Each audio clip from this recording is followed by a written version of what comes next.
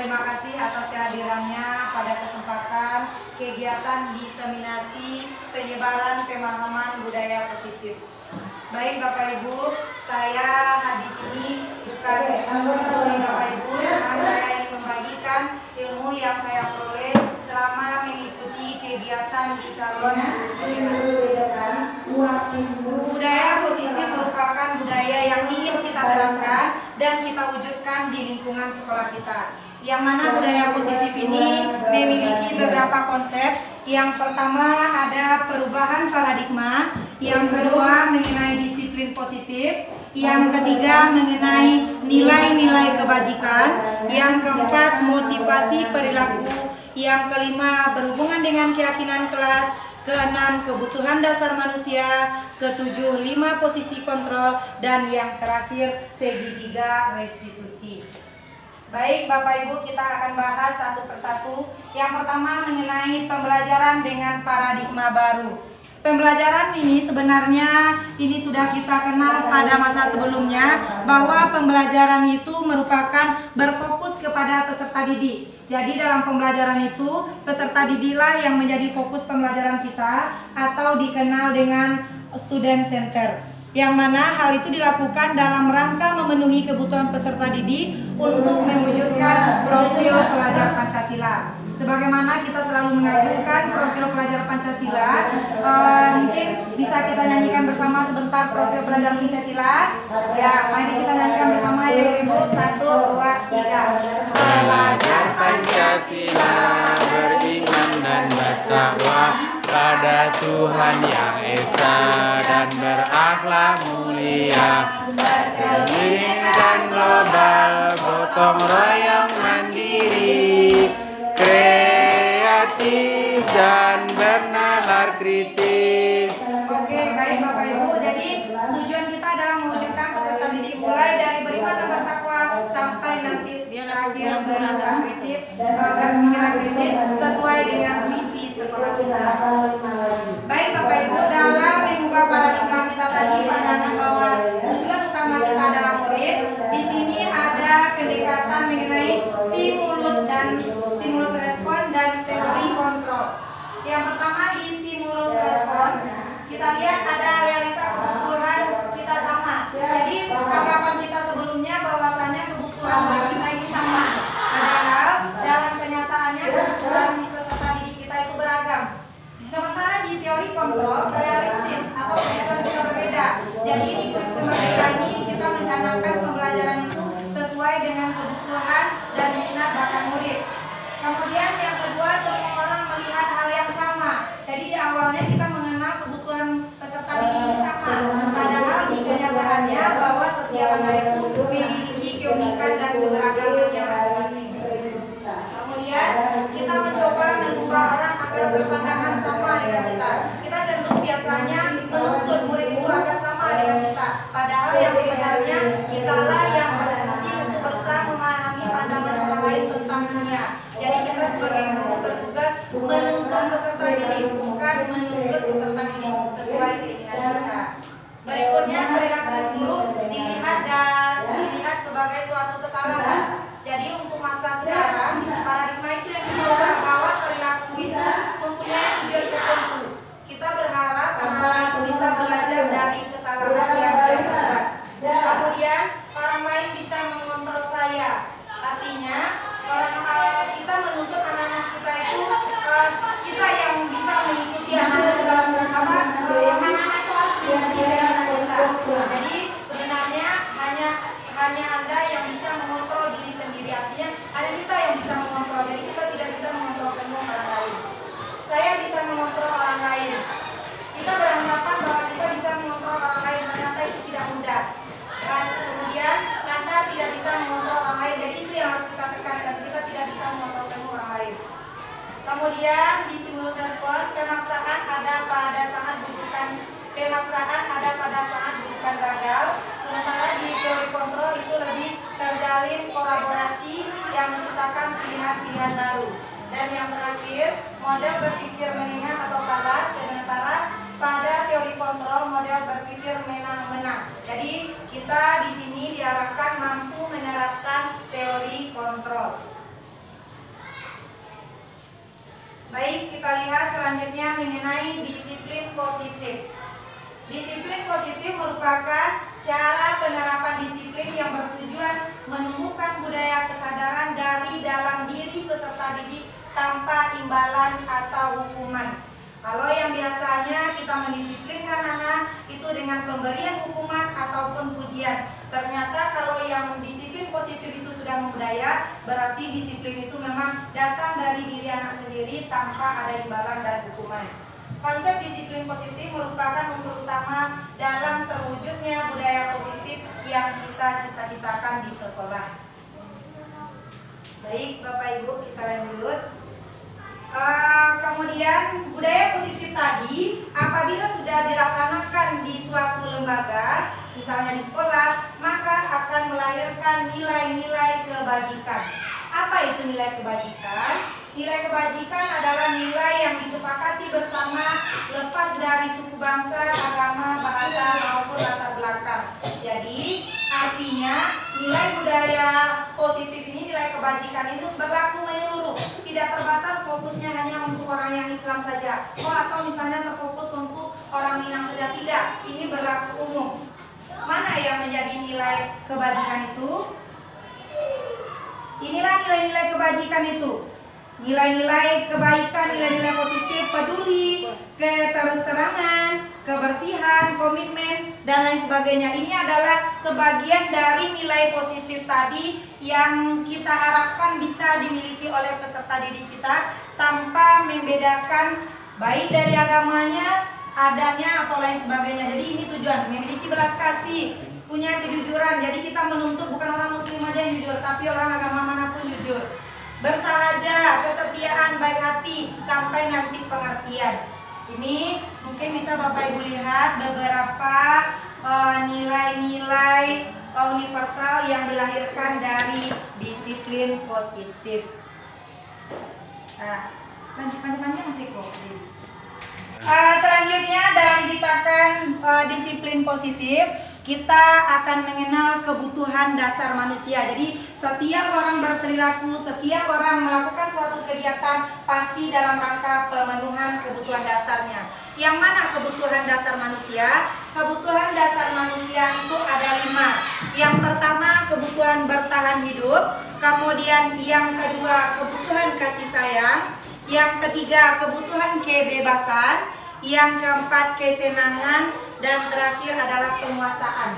Kadang-kadang kita melihat siswa kita berperilaku yang kurang sesuai aturan. Ternyata ketika kita menyadarinya, mereka melakukan hal itu tentu dalam rangka pemenuhan kebutuhan dasarnya. Misalnya dia kurang mendapat kasih sayang dari rumah, maka dia akan mencari kasih sayang itu di sekolah. Misalnya di bertahan hidup, contoh, misalnya anak tersebut sebelum pergi ke sekolah dia masih dalam keadaan lapar, belum sarapan, maka di sekolah dia akan berupaya untuk mendapatkannya. Misalnya dalam jam pembelajaran dia permisi, dia akan mencari makanan ke kantin, walaupun kita sudah melarang.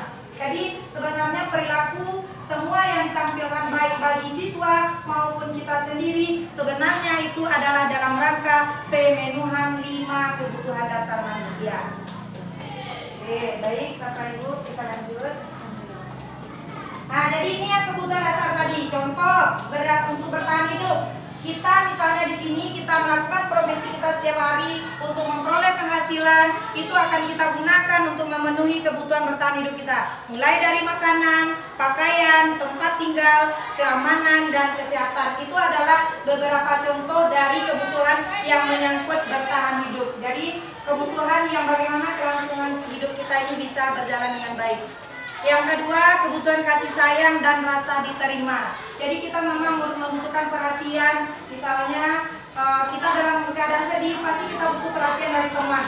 Walaupun teman itu mungkin hanya sekedar mendengar cerita kita, tapi kita sudah merasakan sesuatu yang berharga. Itu adalah kebutuhan kasih sayang dan rasa diterima.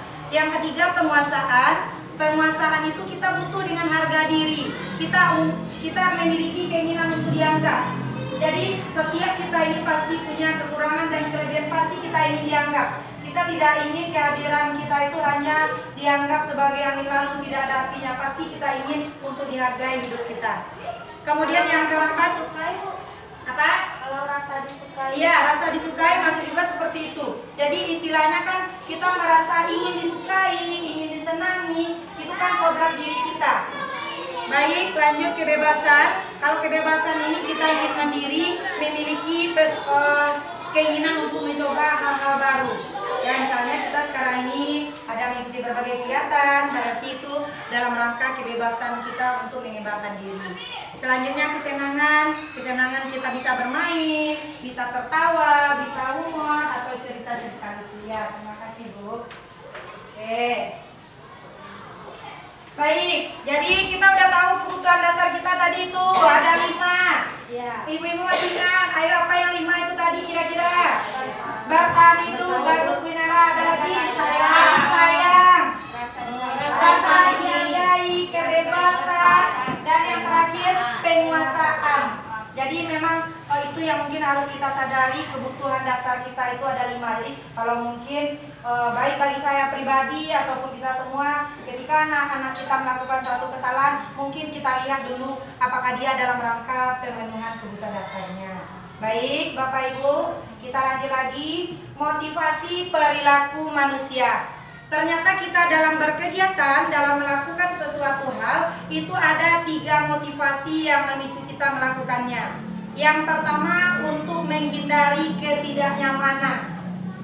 Ya, kalau saya pribadi yang mungkin lebih cenderungnya juga itu kita sering supaya kita tidak dapat omelan, makanya kita hadir tepat waktu atau segala macam. Jadi itu lebih cenderungnya kita.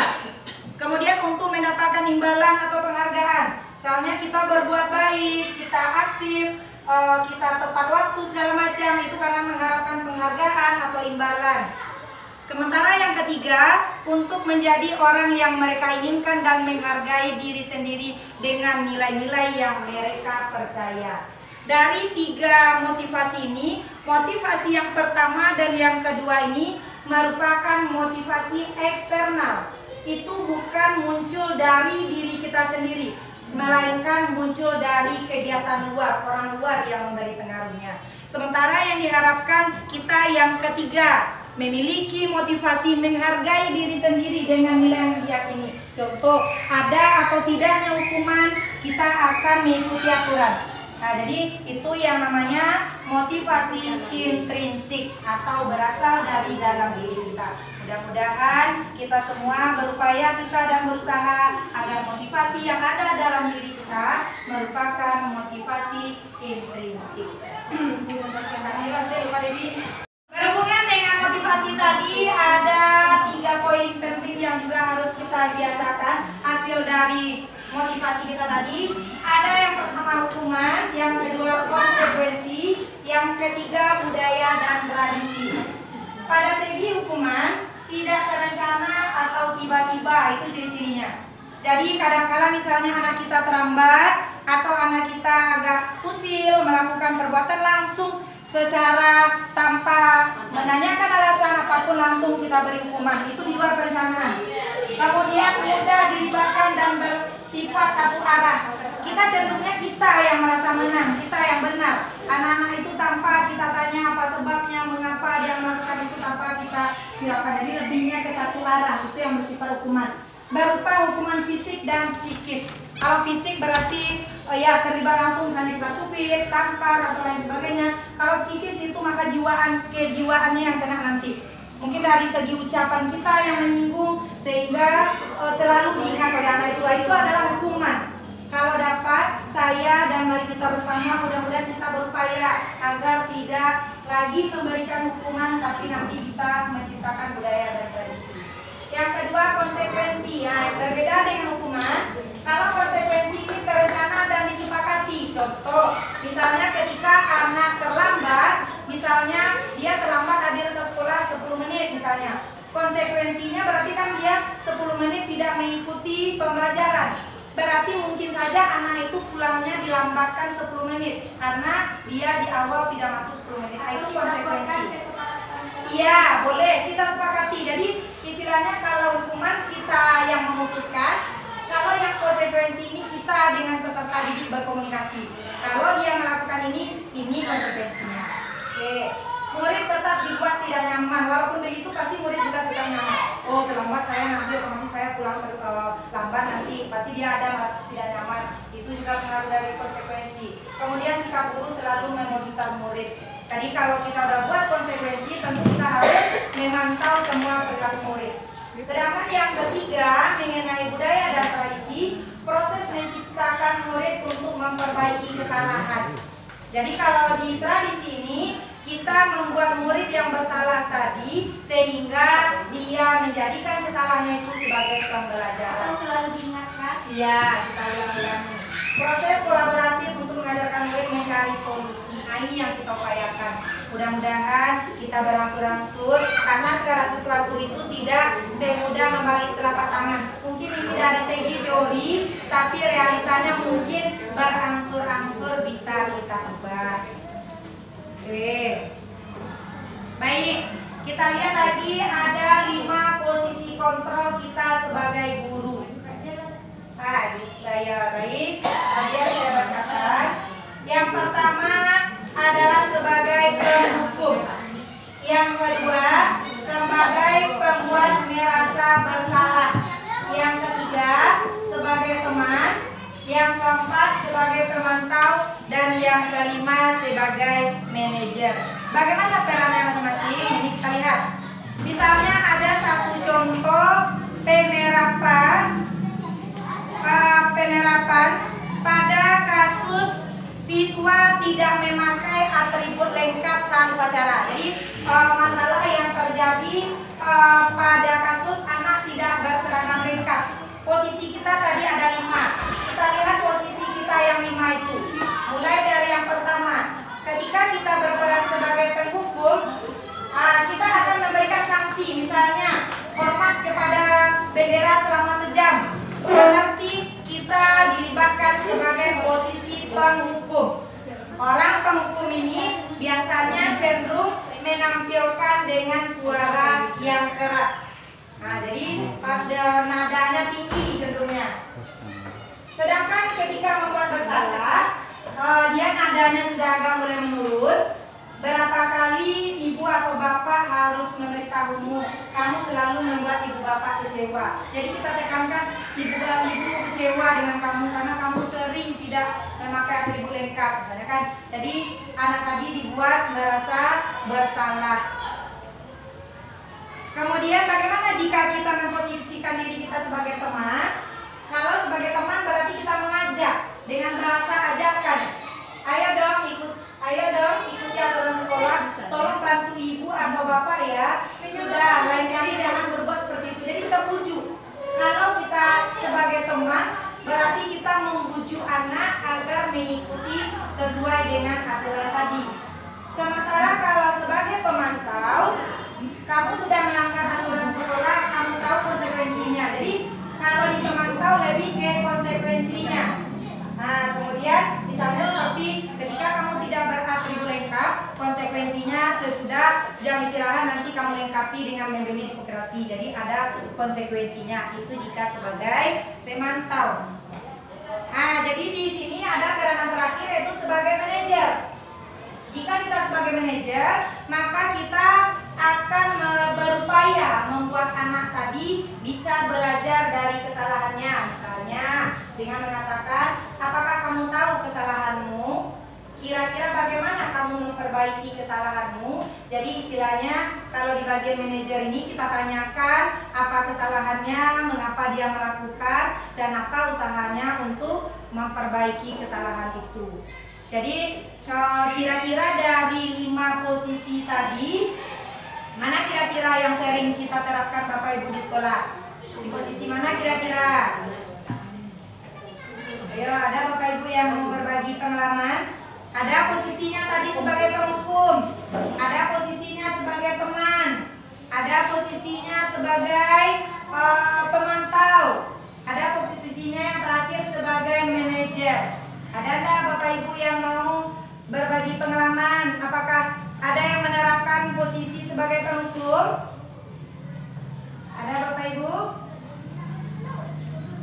Ada? Ada? Coba Busna bagikan pengalamannya Busna.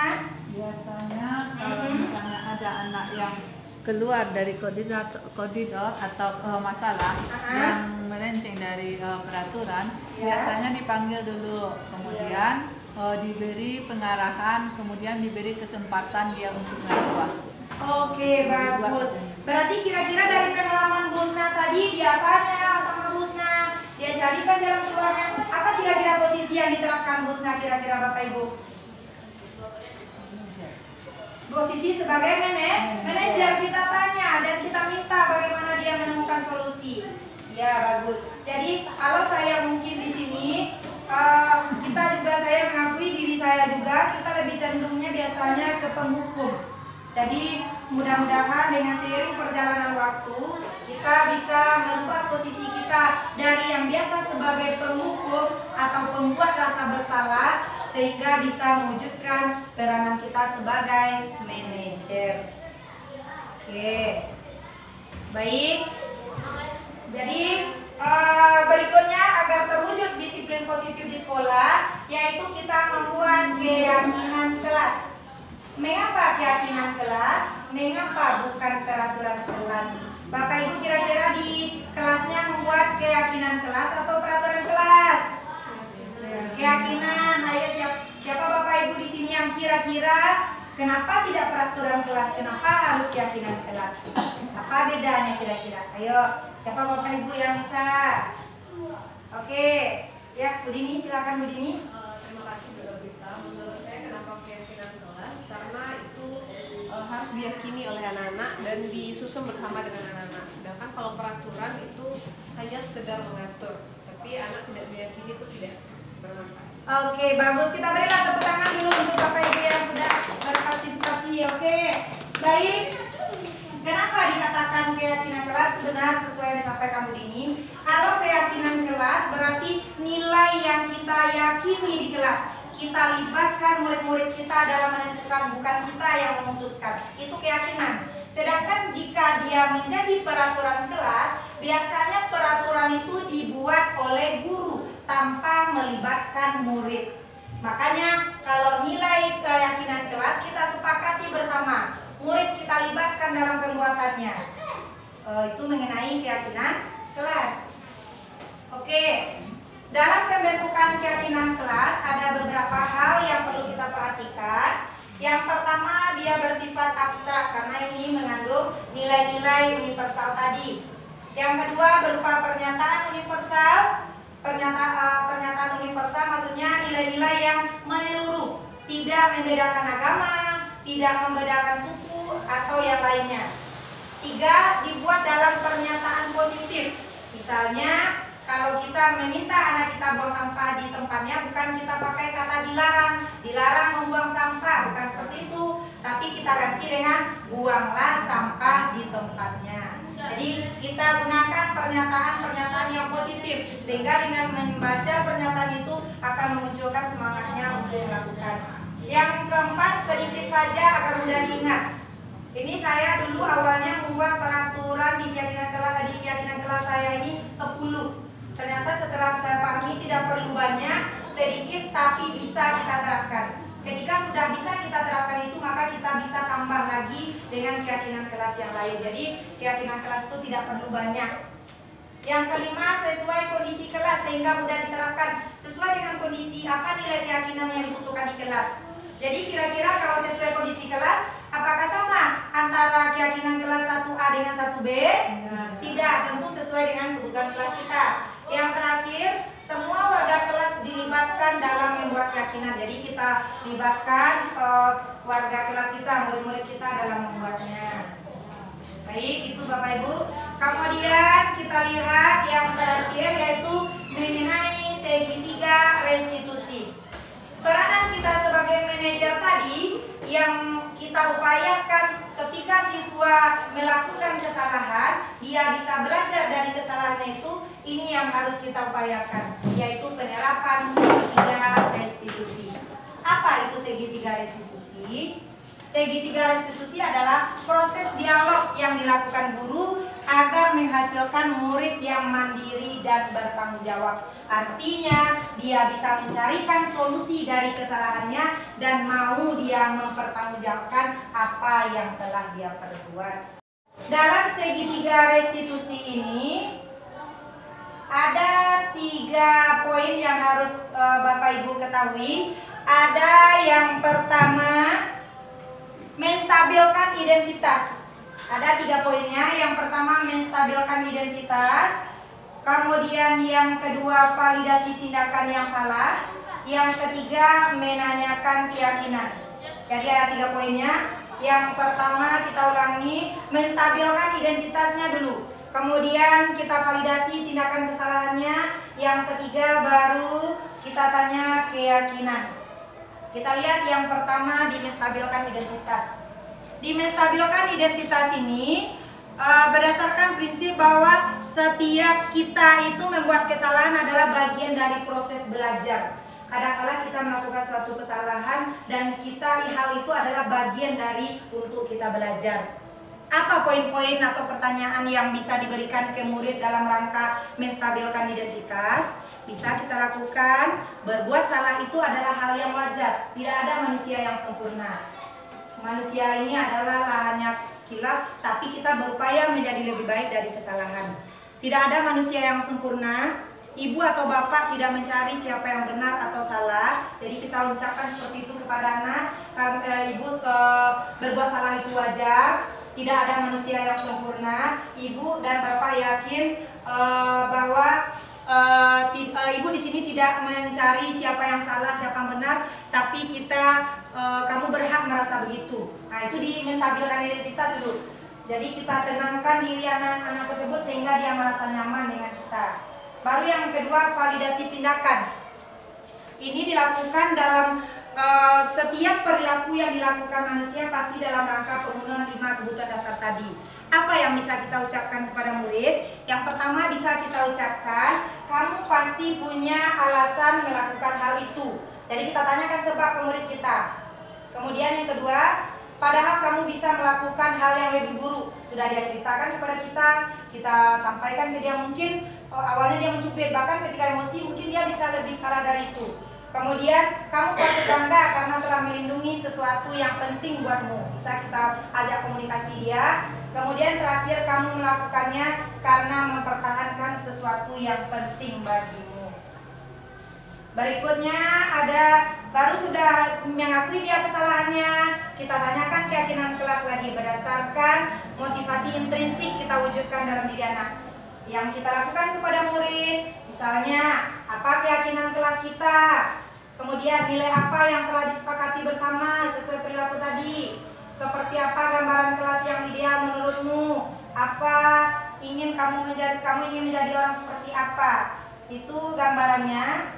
Kemudian mungkin untuk penerapan segitiga restitusi, bisa Bapak Ibu lihat, ini adalah salah satu penerapan segitiga restitusi di sekolah.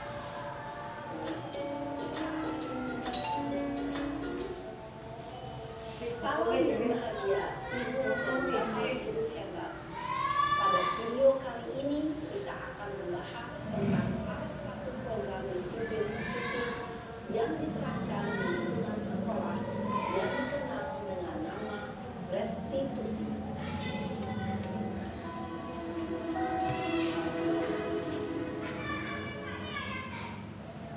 Restitusi dikembangkan oleh pakar pendidikan dan inklusi berdasarkan pada teori kognitif identitas.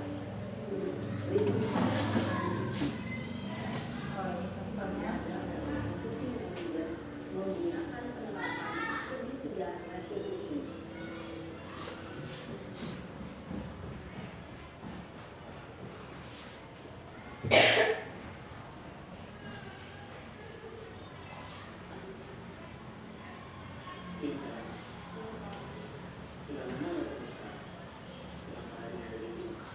Kesel Pak, kesel banget.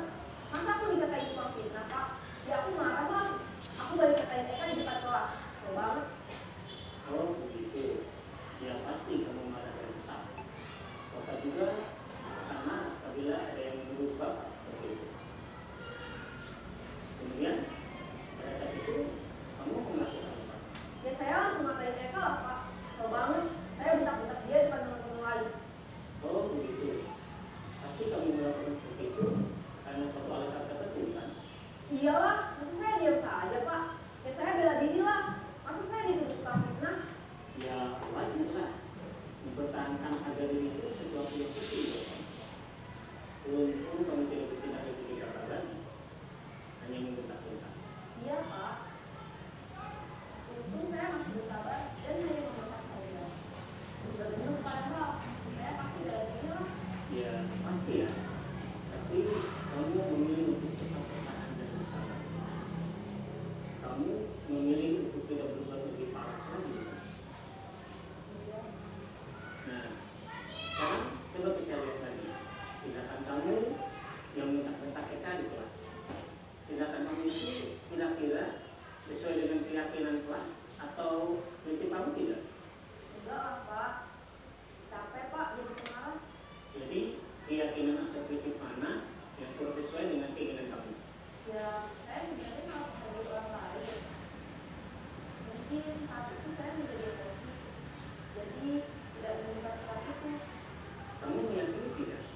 Menghargai orang lain itu penting buat kamu? Yakinlah, Pak. Iya, setuju. Kita harus saling menghargai. Namun ada juga keyakinan yang tapi yang perlu kita jalankan. Apabila kita sedang marah, kan? Ya, saya bisa lebih proaktif mulai dengan diri sendiri. Saya bisa jadi lebih sabar, dengan tidak berpikir mau apa selanjutnya. Kira-kira kamu bersedia memperbaiki masalah ini tidak? Sedia, Pak. Kalau kamu memperbaiki ini, kamu akan menjadi orang kerja. Saya akan menjadi orang yang bertanggung jawab kali ya, Pak. Dan saya proaktif. Ya, menurut kamu bagaimana rasanya menjadi orang seperti itu? Dan nyangka, Pak, bangga bisa bersabar dan bertanggung. Baiklah kalau begitu. Yuk kita pikirkan bagaimana memperbaiki masalah ini.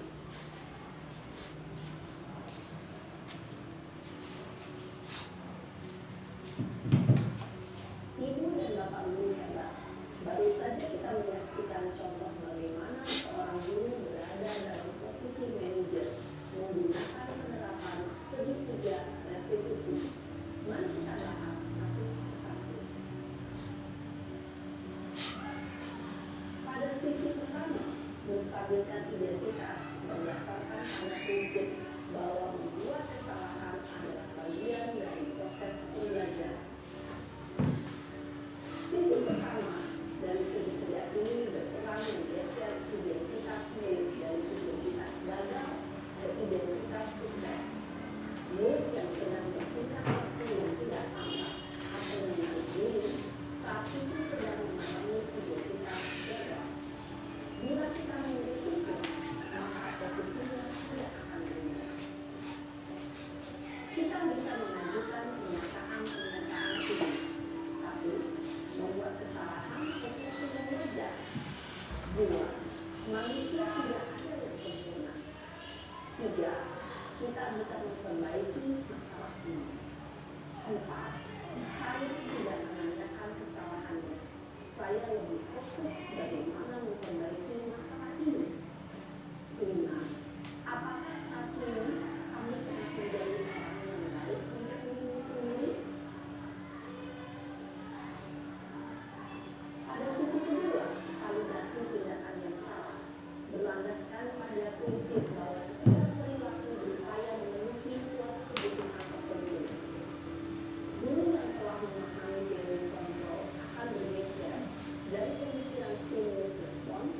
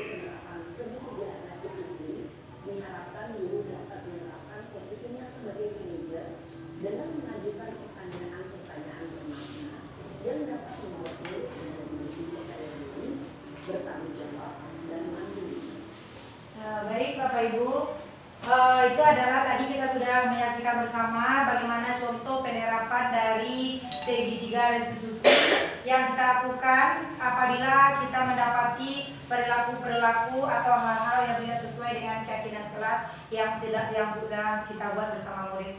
Jadi kalau kita menerapkan segitiga restitusi, maka kita telah menjalankan posisi kita sebagai manajer. Yang mana dari segitiga restitusi itu, yang pertama kita menstabilkan identitas. Mungkin Bapak Ibu tadi bisa melihat bagaimana ketika anak itu masih emosi, dibiarkan saja. Coba bayangkan ketika anak itu dia emosi, kita langsung tahan, apakah dia bisa tenang?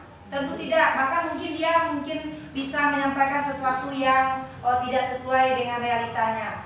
Kemudian baru sesudah dia akan mulai stabil, kita tanyakan validasi tindakan yang salahnya, dan yang terakhir baru kita kaitkan dengan keyakinan kelas yang telah disepakati. Demikianlah penyampaian pemahaman mengenai budaya positif. Mudah-mudahan ini bermanfaat, terutama bagi saya sendiri sebagai penyampai, kemudian bagi kita semua. Memang dalam menghadapi perubahan ini tidak mudah, tidak semudah membalik telapak tangan, tapi mudah-mudahan dengan upaya kita selalu memperbaiki diri, kedepannya akan terwujud budaya positif di sekolah yang kita cintai ini. Demikianlah pemaparan yang dapat saya sampaikan. Saya ucapkan terima kasih yang luar biasa kepada Bapak Ibu di sini. Mudah-mudahan yang kita lakukan hari ini bermanfaat dan bernilai ibadah. Mohon maaf atas segala kekurangannya. Billahi taufiq wal hidayah. Assalamualaikum warahmatullahi wabarakatuh. Waalaikumsalam.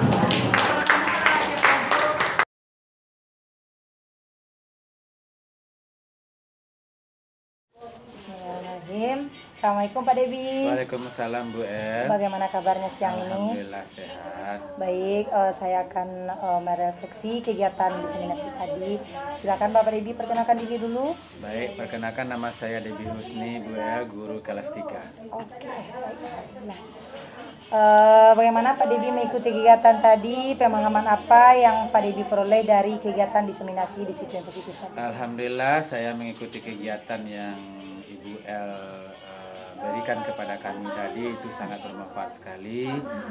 Ada beberapa hal yang saya ingat tentang kebutuhan dasar manusia, kemudian 5 kontrol kita sebagai guru, kemudian 3 restitusi, pemahaman restitusi. Alhamdulillah ada pemahaman dari Bapak, terima kasih Pak. Kemudian apa kira-kira hal yang paling menarik yang Bapak temui dari kegiatan tadi? Dari kegiatan yang Bu El sebarkan tadi ada hal yang sangat menarik bagi saya, yaitu tentang 3 hal restitusi, pemahaman restitusi tadi, yang mana selama ini saya hanya berbuat sebagai kontrol tadi ya Bu El ya, sebagai penghukum. Jadi sering sekali saya melakukan sebagai penghukum. Jadi setelah Bu El jelaskan tadi, saya menyadari bahwa untuk menyelesaikan masalah itu kita berjenjang dengan tahapan segitiga restitusi tadi. Alhamdulillah, terima kasih Pak. Jadi kira-kira dengan pemahaman yang Bapak peroleh, dengan hal yang menarik yang Bapak peroleh, apa kira-kira kedepannya penerapan yang ingin Bapak lakukan di kelas Bapak? Mungkin untuk kedepannya saya akan mempelajari lebih matang 3 hal restitusi tadi. Kemudian ada yang ingat satu lagi Bu El tadi tentang keyakinan kelas. Nah, biasanya kita yang ada di kelas itu peraturan.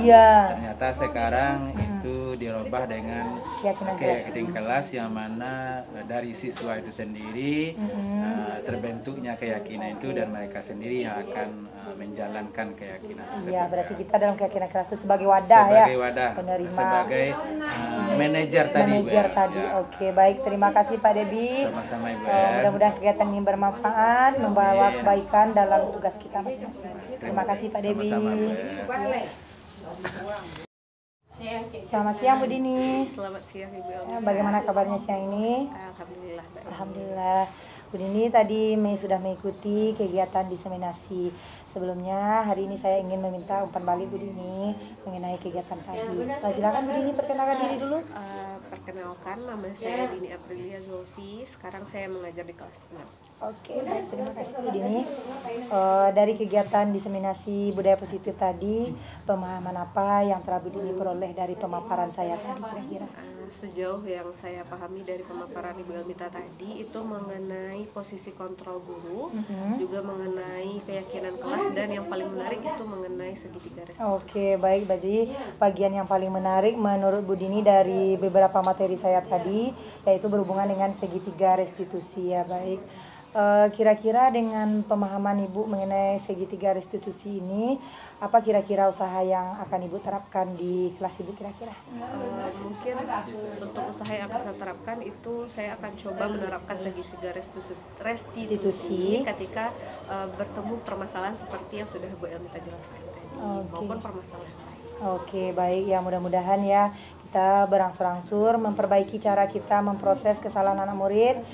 Kita berupaya bagaimana setiap murid itu bisa belajar dari kesalahannya. Ya, baik, terima kasih Bu Dini. Ya, sama-sama. Siang Lang. Bagaimana kabarnya siang ini Lang? Alhamdulillah baik. Lang tahu nggak kenapa harus disuruh tinggal di sini dulu? Karena tidak buat PR. Baik.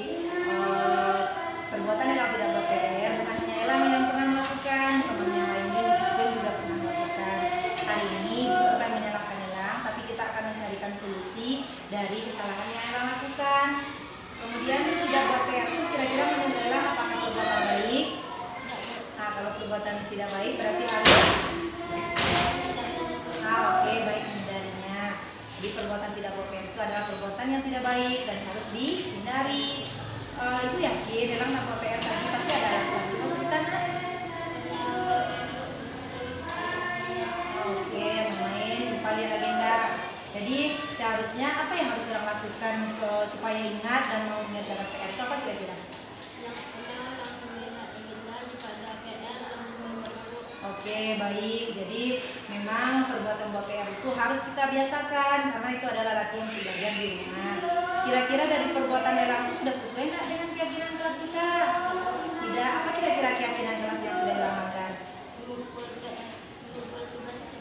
Iya, baik. Jadi keyakinan kelas itu kita salah satunya adalah mengumpulkan tugas tepat waktu.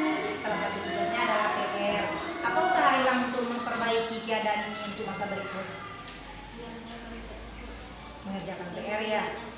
Mengerjakan dan mengingatnya melalui buku agenda. Jadi Ibu ingin kedepannya Elang lebih baik lagi. Kapan kira-kira perubahan ini bisa Ibu lihat?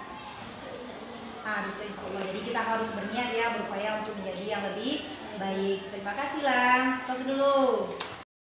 Perasaan Elang setelah melakukan kegiatan ini Lang? Elang senang Bu karena sudah dapat caranya supaya Elang bisa berubah Bu. Oke, terima kasih Lang.